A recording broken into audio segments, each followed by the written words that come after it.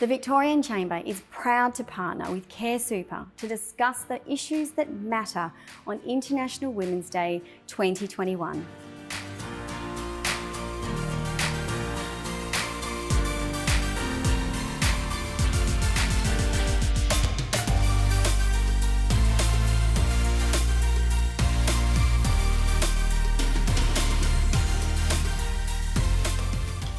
The most important part of Choose to Challenge is the word choose. You have to actively opt in to drive this change.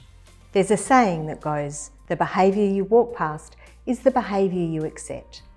And accepted behaviour is actually what builds and drives corporate culture, not just rules and policies. I'm guessing Choose to Challenge was the original mantra of the suffragettes when they demanded the women's right to vote, almost or more than 100 years ago now. It's curious that in 2021, more than 100 years on, it's just as relevant now, and we all have a responsibility to challenge the status quo. I think Choose to Challenge in the context of International Women's Day is really about that opportunity to seek out and support and encourage women who are in roles that are non-stereotypical. And really, challenge to me brings about change and much needed change. At CareSuper, we're focused on improving retirement outcomes for women. We know that there's a gender pay gap, which leads to a gender super gap. Women retire with way less than men. And sadly, retired women are the fastest growing cohort of homeless people. That should be of concern to everyone. I ask you to challenge where you don't hear support for women's achievements. Call it out and choose to challenge the silence. Celebrate where women are doing great things. It really does make a difference. So choose to challenge and be a part of the solution.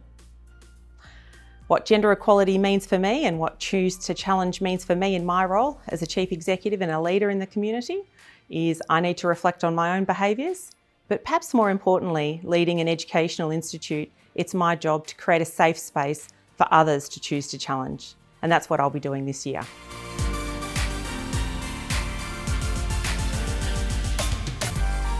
In Australia, we have a situation where the size of the working population compared to the general population is going to greatly diminish over the next 30 years. This puts real pressure on our economic drivers, and it means that if we want to maintain the standard of living we have in Australia, then we need to all work really hard to encourage full female participation in the workplace. I think the leaders of today's workforces can really continue to evolve to help set women up for success. For example, through mentoring or offering networking opportunities. I've had a few mentors in my time and they can be great for inspiring confidence, which sometimes women lack, and helping us to play to our strengths.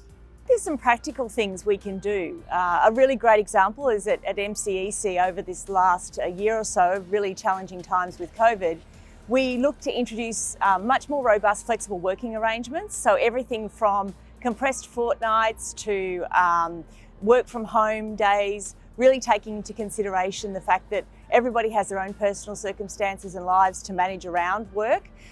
Flexible workplaces that are willing to adapt and implement new programs and working policies can challenge the status quo, and we can really all achieve greater equality.